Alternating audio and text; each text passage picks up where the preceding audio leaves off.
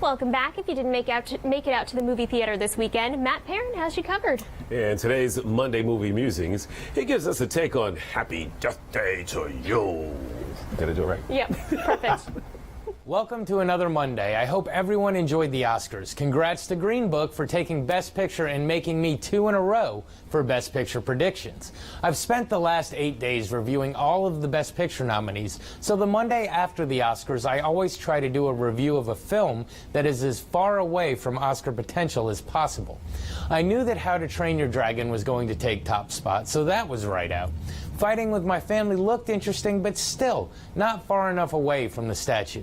No, I went with a film that took 7th at the box office, but I was excited to see because I really enjoyed the first one.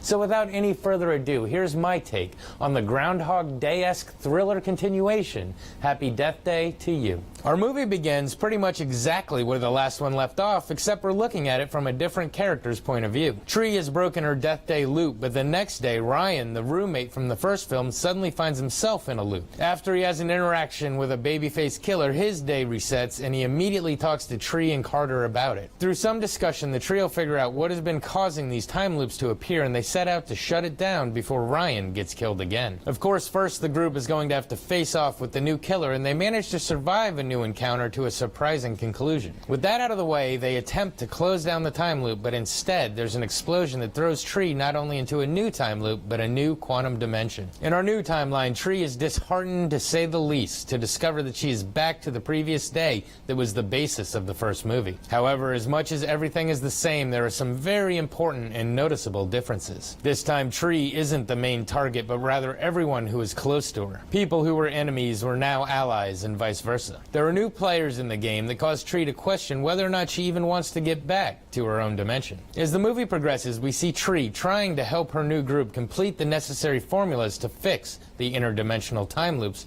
while at the same time trying to figure out who the new murderous babyface is. Of course, we get treated to all new funny death montages, which we as the audience can morbidly enjoy the funny ways they're staged. There are a lot more ends to tie up in this one, and we wait to see exactly how it's going to play out. So, what to say about this one? I was excited to see it based on how much I enjoyed the original. Of course I was skeptical, being that horror sequels tend to be a letdown. What was nice about this film is the way they are able to justify it actually happening. It was a refreshing change, and even though time in alternate timeline movies tend to hurt the brain and leave more questions than answers, this one does a great job of tying up most of the loose ends. All of our favorite characters are back, along with some new ones, and there are plenty of nods to the first film, especially since there are several times in this one that they just use recycled footage from the original.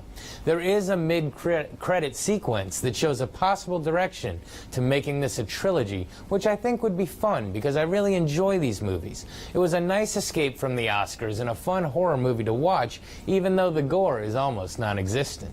If you enjoyed the first one, this sequel is not going to let you down. This has been your Monday Movie Musing. Back to you. Thank you. Stick with us. Tyler has that last look at your forecast. That's right.